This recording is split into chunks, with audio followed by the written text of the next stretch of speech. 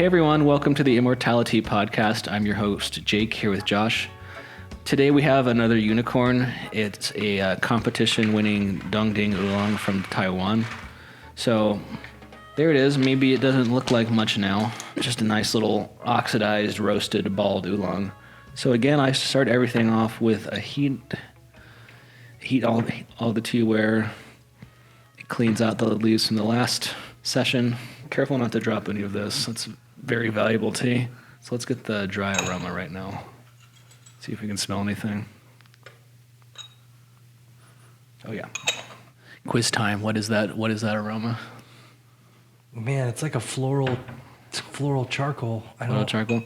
For me, I smell chocolate malt. I don't know if you smell that or not. Yeah, now that you say that, it is more chocolatey than like a roasted flavor. It's like malted and cacao-y, chocolatey. Yeah, no, I'm thinking like exactly like a chocolate malt, like sundae or something. Like, ooh, yeah. A little. I don't know. Maybe I'm just hungry. Smell a little peanut butter on the nose. Yeah, chocolate peanut butter malt. I think you nailed it. Okay, I don't know. So let's rinse. We definitely want to rinse. This is a bald oolong. First steep's just going to be water, basically. If you drink it, you could. It's not going to hurt you. It's just not going to be fantastic, and this is kind of a more traditional way to do it. All right, and then the wet aroma. Let's see what we got. Yeah, I get more charcoal aroma on that. It's got this sweet undertone now. Yeah. Okay, let's steep this bad boy onto the main event. Steep one, so no one has to remind us. I will remember this moment. Steep one. Remember this moment. Like 5-10 seconds. I would do. If you could maybe do a little longer. It's the first. It's the first steep. If you're brewing gong fu style, it's just not going to be like that open, as you can see. But this one should go for a minute though. It's really high quality. It's rolled really really nicely. The leaves are actually quite big, as you're going to see.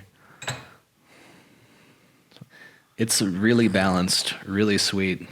There's like sensation on like the sides of my tongue, like a gripping sweetness. Like a lactose sweetness, I think specifically. Yeah, I mean this one's special. It's really complex. It's very complex. I've definitely been drinking this one a lot. I spent a month drinking this one. I was lucky enough to get some of it, and I shared it with some friends, and yeah, they really liked it, and they really liked this sweetness and this undertone that came with it, because they didn't expect it to be sweet like that. So yeah, there's definitely a little vegetalness, a little floralness. For me, this first steeping's more about like the explosion of like kind of lactic sweetness. So where does Dongding come from? Okay, yeah, great question. So Dongding comes from Nantou County in central Taiwan. The original tea bushes were imported about 150 years ago from actually Wuyishan, which is an area we featured a few times. It's where the rock oolongs come from. So someone took home a bunch of tea plants basically from Wuyi. Feel free to steep it if you want. So someone brought home tea plants from Wuyishan, grew them on Dongding Mountain. Dongding means ice mountain or frozen summit. So it's kind of a high elevation snow-capped mountain.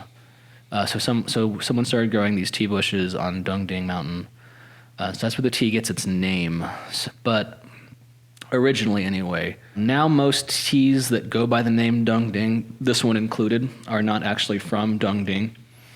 This one is actually from the county over. It's one county to the east. That's Yunlin County. Dongding these days is more of a processing standard. It refers to like the level of oxidation. So we've had a couple of other Taiwanese oolongs on the show before. Those were like much greener than this one is.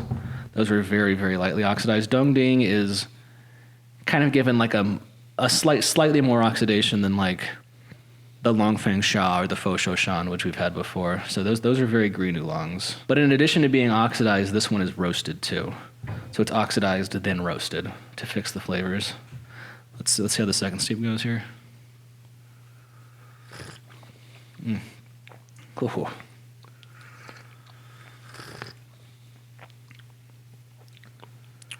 I definitely went a little longer than 10 or 15, but It's fine. Still, you can't really ruin good tea. it's nice. Yeah, so it's just very mouth filling for me. You can really feel the charcoal in there. But the charcoal's not overpowering. It's subtle. Yeah, it's like the charcoal was kind of protecting the flavors, and then as we get deeper into it, the flavors are mixing in. Wow, the floral. Yeah. Yeah, there's definitely a bit of a floral bouquet happening.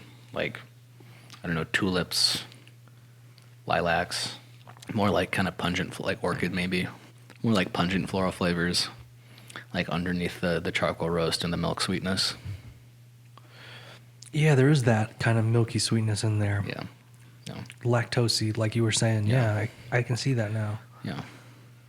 Steep number 2 is done. We are now on steep number 3. Yeah.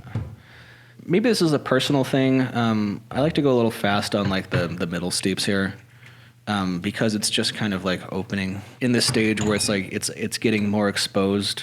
The leaf balls are opening now. They don't really need, like, the leaf becomes like a little more vulnerable at that stage, I think. So I like to do kind of a slightly longer initial steep and then maybe some quick steeps, and then you go back to longer steeps when you're trying to like extract from the open leaves. Does that make sense? Yeah, it does kind of, Yeah. Getting the most out of those flavors as the leaf opens up. Because as you can see, we started and everything was at the bottom in those balls, and now these leaves are unfurling. Yeah. Yeah, I prefer to use kind of a light touch with Gung Fu. I mean, for me, the point is to like kind of get like little slices of the tea's entire flavor and experience them one at a time. Kind of like a multi-course meal, you know? I don't want to like mash it all on my plate together and like eat it at once. Yeah, that makes sense, especially with this one, because it is opening up. Yeah, so another just fact about this one. So this was actually after the rolling, the withering, the bruising, the oxidation stages like finished. This one's actually roasted 4 times, which is kind of a lot, and you can tell like just like the level of mastery that's in this, like how like balanced the roast is. So the first roast was to dry the outer leaf, remove the moisture content, and then the second roast dries out the inner leaf after that, like really just get it all out there. And the last 2 roasts were to enhance the aroma, supposedly. It's funny you say that, because I shared this tea with some, friends who are beginning their tea journey. Yeah. And where they were at, one was in Portland and one was in Berkeley and even New York, they wanted to try to find this same Dong Ding, but they couldn't. Because you're not going to find like this exact one like anywhere besides us, and we only have a very small amount of it. Like I said, this is another unicorn. It's going to be here then gone forever. Yeah, like the ones they found were definitely less roasted and more like a traditional high mountain. Well, there's a lot of Dong Ding out there on the market. That's what I'm saying. It doesn't really mean much. Like the term Dong Ding doesn't mean that much these days. It's like kind of like how oxidized is your oolong, and you can like, if it's within like a certain band, you can sell it as Dong Ding. And Dong Ding has kind of a famous name because it's traditionally associated with this like really nice high mountain. So there's a lot of like just kind of like mid grade Dong Ding out there. Finding real specialty grade Dong Ding is a bit of a challenge. We have this on our website at tridentcafe.com/teas for a very limited time, just while supplies last. We have maybe, I don't know, like a couple dozen ounces of this, would be my guess. Definitely get this if you like roasted oolongs, or if you just like high mountain oolongs and just want something more complex and deeper.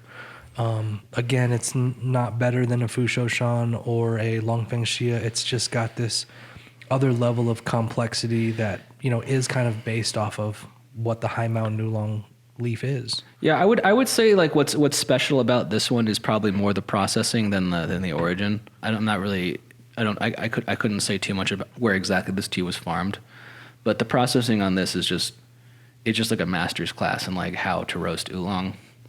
Like it's just A lot of teas, roasted teas, will just be like very overpowering with the roast. It's like all you taste is like charcoal. It's very rare to find like such a balanced profile like this, and especially a roast that's like this persistent. We'll see like as we go into the later steepings. Is this number 4? I believe so. Yeah, no, I feel like with the good ones, we always lose track of the good ones because we get so enthralled. Yeah, I know. I'm a little tea drunk. I don't know about you. Oh yeah, I'm definitely tea drunk. This is I'm there. Yeah, yeah. Really nice soup too, like brown, golden. It's just a really pretty tea, like not pretty in the sense of like floral or fruity flavors. It's just really, it has so much poise. Like, well, there's a smokiness now, and it's like that's probably from the roasting. well, that's what I'm saying. The roast doesn't really wash off this one. Like a lot of like lower quality roasted teas, the roast flavor washes off after the first steep or two. This one doesn't. I think that must have to do with like the number of times it's roasted. It's like really in there. It's like the entire character of the leaf is dominated by the roast. Yeah, and it's definitely something that's becoming more smoky on this 4th steep. I found the last time I drank this that the charcoal kind of came out more, but not even in like an aggressive way, just a very like pleasing way. That is good. Is there anything else that people should know about this really unicorn of Dong Dings? So this Dong Ding did place in a competition. A lot of times you'll see something that sells itself as competition grade oolong, but if you see that, it doesn't mean anything by itself. It just means it's good enough to theoretically be entered in a competition. But this actually placed in a competition. It apparently beat over other 3,000 teas, other Dong Ding teas. I don't know how many teas beat it exactly, but it placed highly. It's a very high quality tea. We were only able to import a very small amount of it, and at kind of a high expense. Why do they have tea competitions? I mean, I guess there's the obvious reasons, but at some point, I think Taiwan's a very competitive society. There's competitions for kind of everything, but it's good. I think overall, like, it encourages a really strong commitment to quality. Obviously, if your tea places highly, you can sell it for more.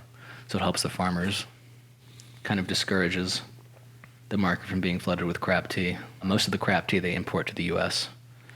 and other places, like, to be perfectly honest. So we should be aware of that, everybody listening. No, we should be. It's kind of a dog eat dog world out there buying tea in the States. It's hard to find authentic things. It's hard to find quality. Most people don't even know what quality is. That's why I think there are so few serious tea drinkers here.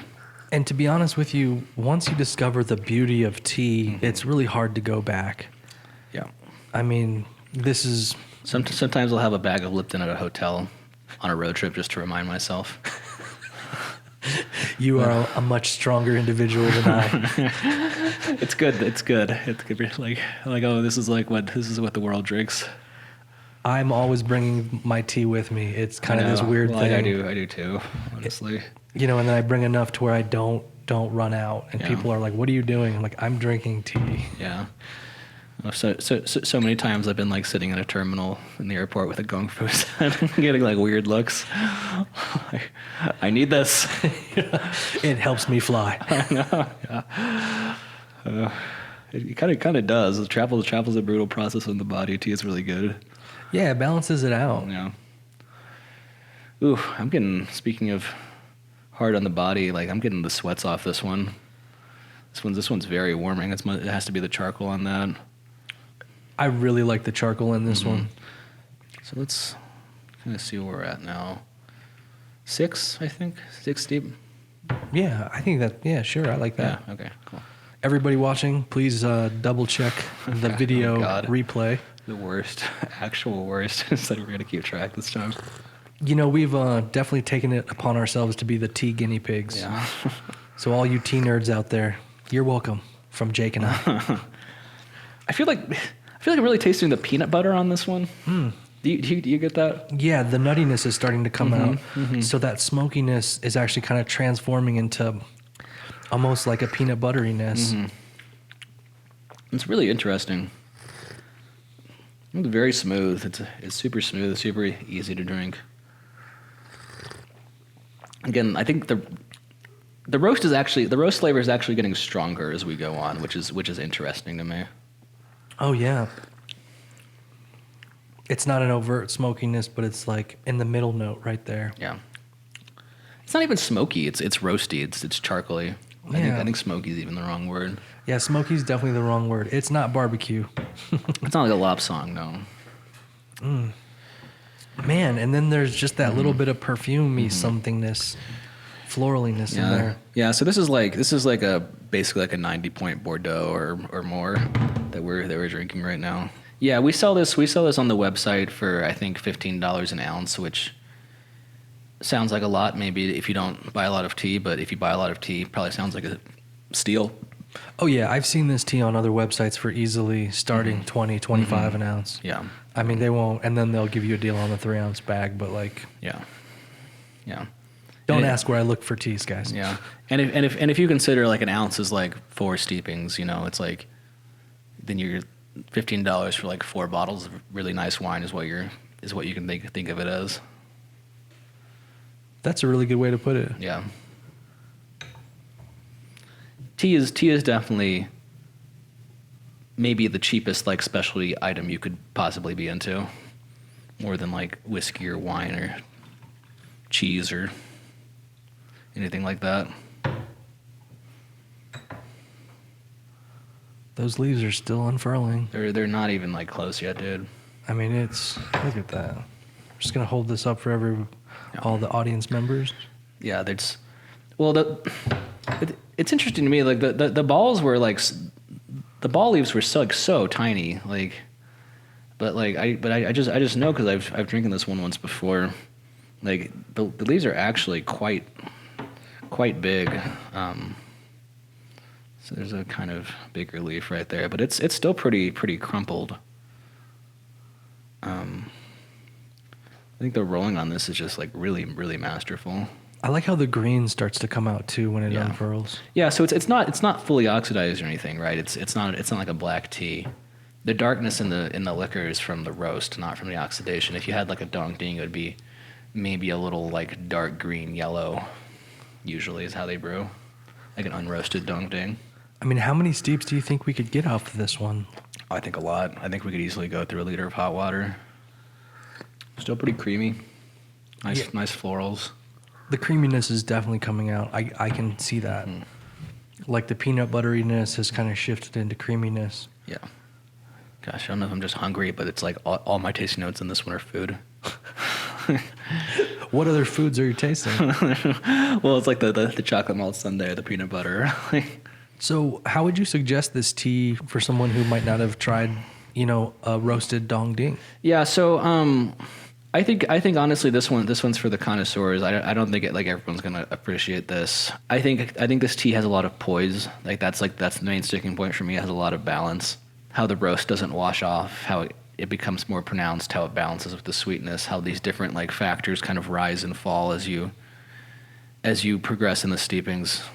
So I wouldn't recommend this as like your first foray into Taiwanese oolong. Maybe you want to start with like some more middle level dong dings, maybe some like other high mountain oolongs. Go from there, and then you'll like really have an appreciation of just the artistry that goes into this one.